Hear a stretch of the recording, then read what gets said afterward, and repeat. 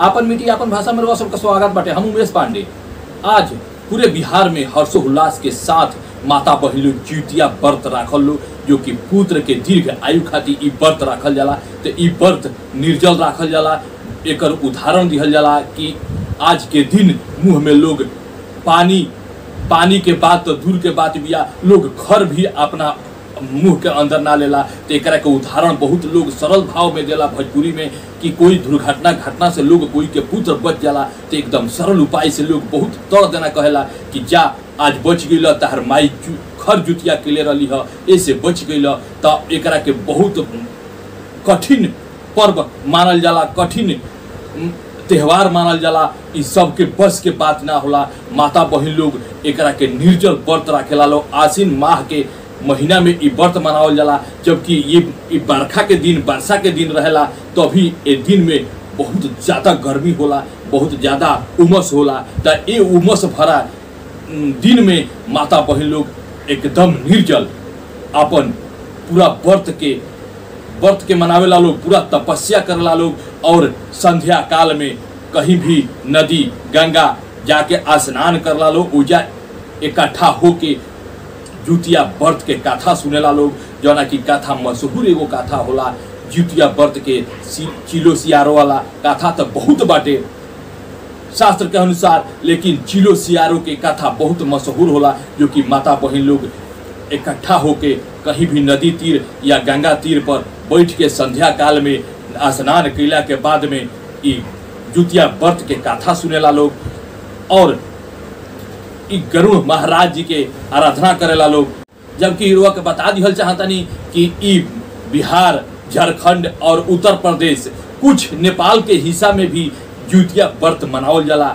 पूरा हर्षोल्लास के साथ माता बहिन लोग मनावेला लोग। बहुत कठिन पर्व है।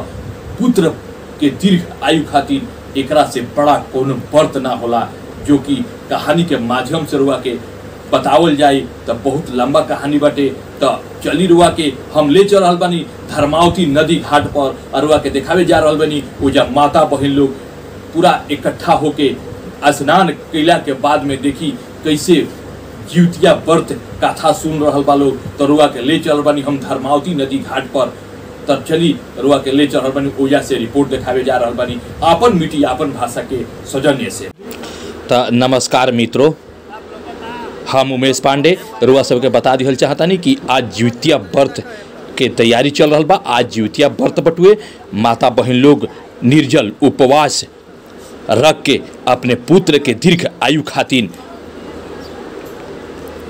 ई व्रत रखेला लोग। और आज जिउतिया व्रत है तो आज के दिन अलग अलग कहानी सुनावल जाला, अलग अलग कहानी होला। जो उनकी एगो कहानी में से हम भी आज रुआ सबके आपन मीठी आपन भाषा के माध्यम से रुआ सबके एगो कहानी सुनावे जा रहल बनी। ई देखी धर्मावती नदी घाट पर हम पहुँचल बनी, जो कि भरियार परसिया धर्मावती नदी घाट बाटे, चंदा पंचायत के अंतर्गत आवेला। तो एजा देखी माता बहिन लोग पूरा एकत्रित होके जिउतिया व्रत के कथा सुन रहल बालो। स्नान कैला के बाद संध्या काल में जो जिउतिया व्रत के कथा सुनल जाला, उ जिउतिया व्रत के कथा सुन रहल बालो माता बहिन लोग। तो चली हम भी ले चल रहल बनी और रुआ के एगो जिउतिया व्रत के कथा सुनावे जा रहल बनी कि जिउतिया आखिर जिउत वाहन रहलन के और कैसे इनकर उत्पत्ति भइल, कहाँ से इनकर इतिहास चालू भइल, कहाँ से कहानी इनकर चालू भइल। तो आई रुआ सबके ले चल रहल बानी एक कहानी के माध्यम से रुआ सबके बतावे जा रहल बानी। देखी माता बहिन लोग एकदम पूजा में अपन लीन बा लोग। आज पुत्र के दीर्घ आयु खातिर ये लोग प्रार्थना कर रहल बा लोग। एक माँ ही होली जे कि पुत्र और संतान खातिर आपन पूरा जिंदगी नछावर कर देली, और पूरा जिंदगी आपन जो भी शरीर के कष्ट देली वो पुत्र खातिर, पुत्र के सुख संपत्ति खातिर ही पूरा अपना शरीर के कष्ट देली। तो एक माँ के ही बस के बात बा ए व्रत के राखल और ए व्रत के निभावल। दूसरा के बस के बात नहीं है। ई निर्जल बिना जल के व्रत राखल जाला। तो ये व्रत के महिमा ही अलग बाटे। तो आई एक कहानी के माध्यम से रुआ के ले चल रहल बानी ओ युग में, और रुआ के कहानी सुना रहल बानी। तो कहानी ए प्रकार बटुए कि एक गांव में जब बारिश के मौसम रहे तो रोज बारिश होत रहे, रोज घनघोर बारिश होत रहे। रोज बारिश होखला के वजह से पूरा गांव पानी से अस्त व्यस्त हो गए रहे, सबके घर आंगन किचकिच हो गए रहे। एक परिवार में ननद और भाभी घर पर रहे लोग और आपस में मजाक करत रहे लोग। वही मजाक के दौरान ननद सूर्य महाराज से बोल दिहली कि अगर आज ये बारिश रुक जाई तो हम रुआ से शादी करम।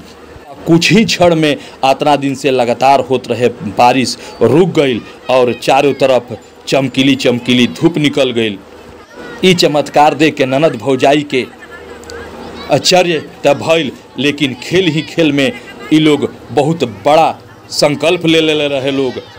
तभी भाभी मजाक में ही कह दिहली कि अब तो सूरज निकल आइल बड़न, अब तहरा भी जौन संकल्प ले रहलू ह, जौन कहले रहलू ह, उ पूरा करे के चाही। उस समय में ननद तो ओजा कुछ ना बोलली, लेकिन मन ही मन ई कार्य के पूरा करे खातिर अपना मन में संकल्प ले ली। जब रात भइल तो ननद अपना कमरा में एक लोटा पानी और पान की बेड़ा ले जाके रख देली, सूर्य भगवान के आराधना कैली और अपने सो गईली। जब अगला दिने भाभी ननद के जगौली और जगा के नाली के पास ले गईली जहाँ छोटे छोटे लाल लाल साग उगाई रहे। त ननद कहली कि काल तक तो एजा कुछू ना रहे। ननद अपना कमरा में दौड़ल गईली और ओजा जाके देखली तो एक लोटा पानी भी ना रहे और बीड़ा भी ना रहे पान के। तब वो लोग के आश्चर्य भइल कि जरूर सूर्य भगवान एजा आई रहलन। खैर जब साग थोड़ा सा बड़ा भइल तो ननद ओकरा के पका के खा गईली, काहे कि लाल साग उनका बहुत अच्छा लागत रहे। कुछ दिन बाद पता चलल कि उ ननद माँ बने वाली बाड़ी, लेकिन उनकर तो शादी ना भई रहे। ऐसे वो दूसरा गांव में दूसरा जगह पर जाके रहे लगली। समय बीतत गई। आश्विन माह के 7वीं अष्टमी तिथि को उ एगो पुत्र के जन्म दिहली। जब पुत्र बाल अवस्था में अइलन, बड़ा भइलन, तो लोग उजा उनका के लोग ताना मारे लागल, नाजायज कह के बुलावे लागल लोग। साथ ही उनका साथे कोई खेलत भी ना रहे। एक दिन वो बालक रोवत अपना माई के पास गए और अपना पिता के पहचान और परिचय बतावे खातिर जिदिया गए और रोए लगले कि हमार जन्म ही काहे भइल, जे करा के हमरा के नलायक नलायक कह के लोग ताना मार रहल बा, हमरा बाप के भी कोनो पता नहीं खे। ए जिद पर माता कहली कि रात के चौथे पहर गांव के चौराहे के बीचों बीच अपन का खाट लगा के सादा कपड़ा ओढ़ के तू सुत जइह और जे तहरा से पहले मिली उहे तहार पिता हुई हैं। जब उ बालक ये बात सुनल तो वही रात वो चौराहे पर जाके सफ़ेद चादर ओढ़ के सुत गई। जब रात भइल, चौथा पहर बीतल, वही रास्ता से 7 घोड़ा पर बैठल रथ के सवारी करत सूर्य भगवान वही रास्ते से निकलत रहलन। चौराहे के बीच एक बालक के सुतल देख के सूर्य भगवान के इतना आश्चर्य भइल। जितना उनका आश्चर्य भइल सूर्य भगवान के, उतना ही बालक के निडरता और गंभीरता देख के खुशी भी भइल। बालक के खाट के बगल में जाके सूर्य भगवान पूछे लगलन कि तुम कौन के हव और तहार पिता के नाम का हव? ए रात में तू एजा हे चौराहा पर का कर रहल बाड़ा?